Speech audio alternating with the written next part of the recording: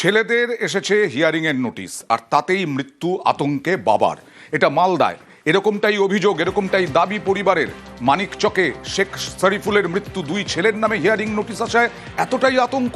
কথা বলবো প্রতিনিধি সেবকের সঙ্গে। সেবক, একদমই দেখো, ফের এসআইআর আতঙ্কে মৃত্যুর অভিযোগ মালদহে। এবার মালদহের মানিকচক ব্লকের নূরপুর নিচু তিওরপাড়া এলাকার ঘটনা।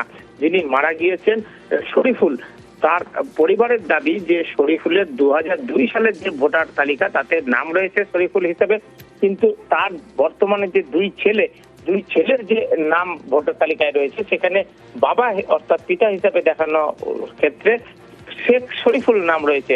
এই যে নামের সমস্যা, অর্থাৎ ছেলের কার্ডের ক্ষেত্রে তিনি শেখ শরীফুল, নিজের নামের ক্ষেত্রে তিনি শুধু শরীফুল। এতেই ছেলেরা এফআইআর এর নোটিশ পেয়েছেন শুনানির। আজই শুনানির নির্দেশ আছে।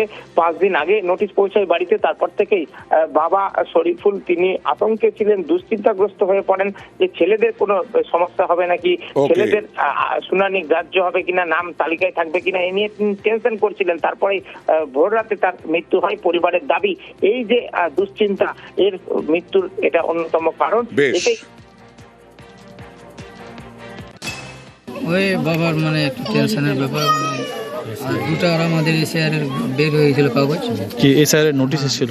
নোটিশ এসেছিল। কি জন্য নোটিশে কি দেওয়া ছিল? দেওয়া আছে যে বাবার নাম এগুলো ভুল দেখাচ্ছে, ম্যাচিং নাই, খালি সেকটাই নাই, এই 2-3টা জিনিসে এই জন্য পাঠিয়ে দিয়েছে নোটিশ।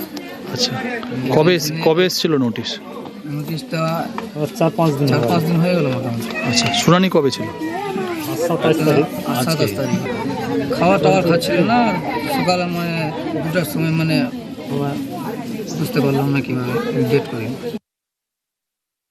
আমাদের এই যে প্রত্যেক বাড়িতে কারো 4 জন, কারো পুরা পরিবার এই আতঙ্কিত হয়ে মানুষ কিছুদিন আগে মারা গেল আমাদের ওই পাড়ে ব্রাহ্মণ গ্রামে, আজকে তিওরপাড়ায় মারা গেল।